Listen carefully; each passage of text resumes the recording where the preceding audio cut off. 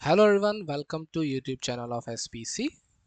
आज के जो हम लोगों के लेक्चर में हम लोगों को बात करनी है वो क्या करनी है, हमें फाइंड आउट करना है इलेक्ट्रिक फील्ड किसकी वजह से, एक थिन स्फेरिकल शेल की वजह से। एक थिन स्फेरिकल शेल की वजह से हम लोग क्या करेंगे, इलेक्ट्रिक फील्ड को फाइंड आउट करेंगे। इसके पहले हम लोग लाइन चार्ज की वजह से इलेक्ट्रिक फील्ड और एक infinite plane sheet of charge की वजह से इलेक्ट्रिक फील्ड निकाल चुके हैं। तो हम लोगों को अब गॉस थ्योरम का ये एक और एप्लीकेशन है।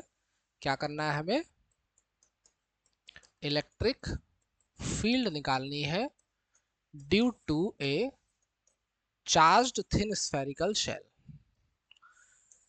Charged thin spherical shell. ठीक, चलो। तो अब बात आई कि हम लोग क्या कंसीडर कर लेना है। सबसे पहले एक थिन स्फेरिकल शेल कंसीडर कर लेंगे। Let we have a thin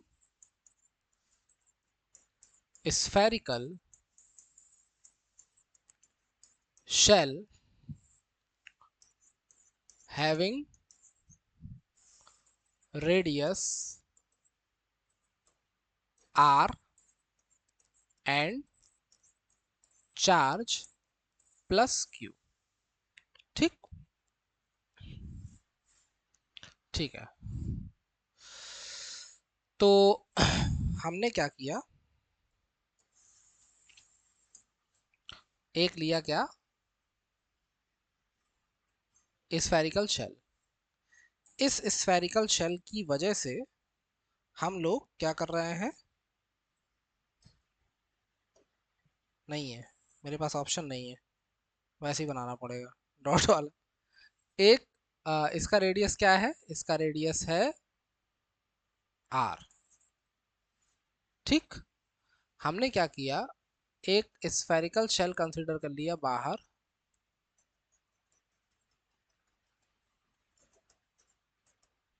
ओए, ये क्या हो गया, अच्छा इधर चला गया, प्लस स्विच हो गया। और इस पे पहली बात चार्ज कैसा है, प्लस का क्यू चार्ज हमने इस पे दे रखा है। ये जो डिस्टेंस है माने रेडियस है वो क्या है, आर है।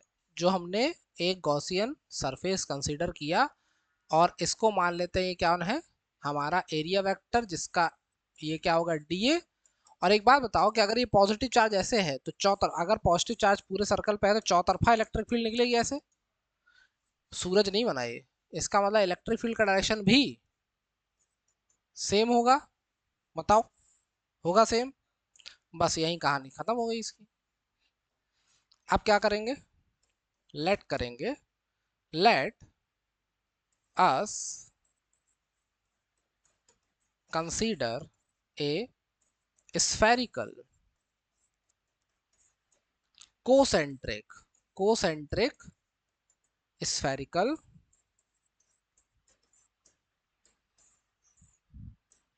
Spherical Gaussian surface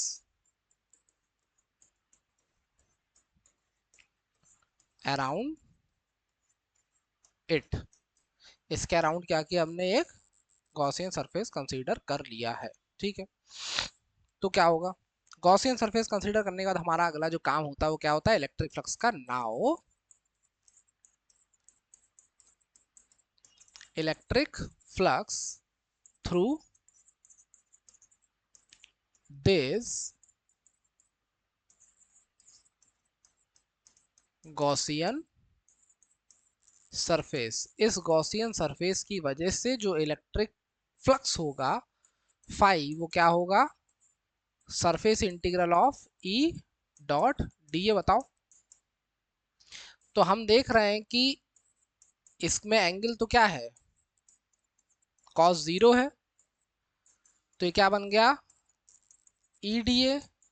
E D A माने ई अंदर डी अंदर ई बाहर, और ये क्या आ गया, ई ए। ये कौन है, फाई। ठीक है, गॉसियन सरफेस, गॉसियन सरफेस जो है उसका रेडियस ध्यान से देखो कितना है, स्मॉल आर है कि कैपिटल आर, स्मॉल आर। तो इसका मतलब कि एक जो एरिया है वो स्फेरिकल स्फीयर का एरिया क्या होता है 4πr², तो ये क्या हो जाएगा E 4πr²। इसको मान लिया equation number 1। Now according two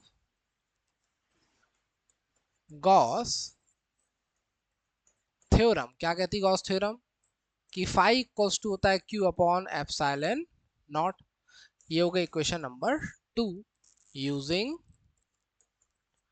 equation 1 and 2 what we get E into 4πr² equals to Q upon epsilon naught. बताओ तो E इक्वल्स टू क्या आया, E इक्वल्स टू आया 1/4πε0। ध्यान से देखो 1/4πε0 Q अपॉन r²।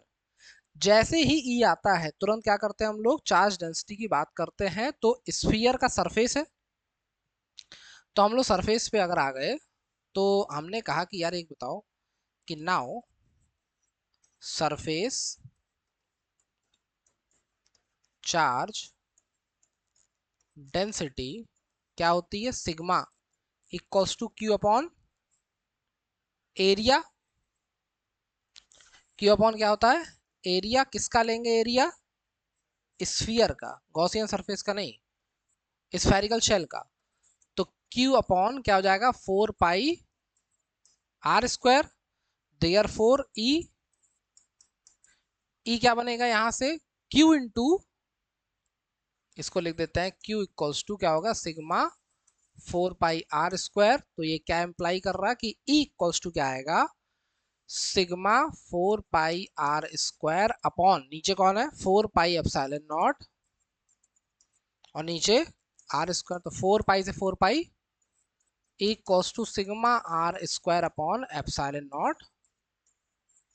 ये क्या हो गई E, किसकी वजह से, हमारे स्फेरिकल शेल, जबकि रेडियस क्या है, जो r है वो ग्रेटर देन है किससे, r से। गॉसियन सरफेस कहाँ हमारा, बाहर है ना, अभी बाहर है। तो स्मॉल r क्या है, ग्रेटर देन r है। इफ स्मॉल r इज बराबर देन r, तो जो हमारा E है वो क्या था सिग्मा अपॉन r² और एप्सिलॉन नॉट अपॉन r²। ये दोनों क्या हो गए बराबर, तो कट गए। तो E इक्वल टू क्या आ गया सिग्मा अपॉन एप्सिलॉन नॉट। बताओ और इफ r इज छोटा देन r, इसका मतलब तुम आ गए inside the spherical shell. Inside the spherical shell क्या होता है Q equals to 0। Inside the spherical shell Q क्या हो जाएगा 0। अगर Q 0 हो गया तो फाई क्या होगा 0, और फाई 0 तो E क्या होगा 0। इसका मतलब E क्या हो जाएगा, या तो डायरेक्ट ये जो फॉर्मूला निकाल के हम लोगों ने रखा, ये कौन सा निकाल, ये वाला, यहाँ Q रख दिया 0 तो सीधे क्या हो गया 0, बात खत्म हो गई। तो हमने देखा कि स्फेरिकल शेल के अंदर इलेक्ट्रिक फील्ड क्या हो गई 0 हो गई, बाहर इतनी हो गई, और बाहर का मतलब सरफेस पे, और अंदर कितनी हो गई इतनी हो गई। तो हम लोग देख रहे हैं कि डिस्टेंस के स्क्वायर के साथ क्या हो रहा है, इनवर्सली प्रोपोर्शनल है। माने कि जो हमें दिख रहा है E वो इनवर्सली प्रोपोर्शनल है किसके साथ, r² के साथ। तो अगर हम लोग एक ऐसे ग्राफ सा कुछ बनाए कि r एक एक्सेस पे ले लिया, E एक एक्सेस पे ले लिया, तो जहां तक रेडियस है r किसके बराबर है, r के। देखो पहले तो 0 है, ओरिजिन से लेके माने सेंटर से लेके r तक तो इलेक्ट्रिक फील्ड क्या है 0 0 है। उसके बाद अचानक से आएगी, और फिर देखो ये डिस्टेंस के साथ क्या होगी घटेगी। तो ये क्या होगी ऐसे घटती हुई चली जाएगी। तो हमने क्या किया, एक स्फीयर बना, स्फेरिकल शेल बना देते हैं यहाँ पे। ये स्फेरिकल शेल है जिसका ये क्या है सरफेस। तो ये क्या हो गई r, और यहाँ से जो वैल्यू है वो लगातार क्या होगी कम होगी। ठीक है, ये किसके लिए, स्फेरिकल शेल के लिए। माने अगर ग्राफ देखा जाए तो ग्राफ ऐसा बना है, E और R के बीच का ग्राफ कहीं से शुरू हुआ और ऐसे ठीक है, और इसके पहले तक कुछ नहीं था। समझ गए बात?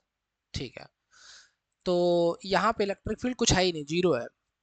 ठीक है, तो अगर हम लोग कहें कि सॉलिड स्फीयर के बारे में भी थोड़ा सा बता दो, तो सॉलिड स्फीयर होगा अगर, तो इस ग्राफ में केवल इतना अंतर होगा कि सेंटर पे तो इलेक्ट्रिक फील्ड जीरो रहेगी, लेकिन सेंटर से इलेक्ट्रिक फील्ड ऐसे सीधे बढ़ेगी, फिर अचानक से ऐसे घटेगी। माने आगे का प्रोसेस सेम है, लेकिन एक पॉइंट तक सीधे क्या करेगी, इंक्रीज करेगी।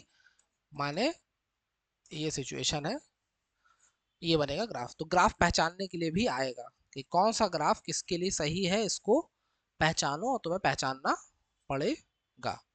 ठीक, बताओ, कोई दिक्कत नहीं?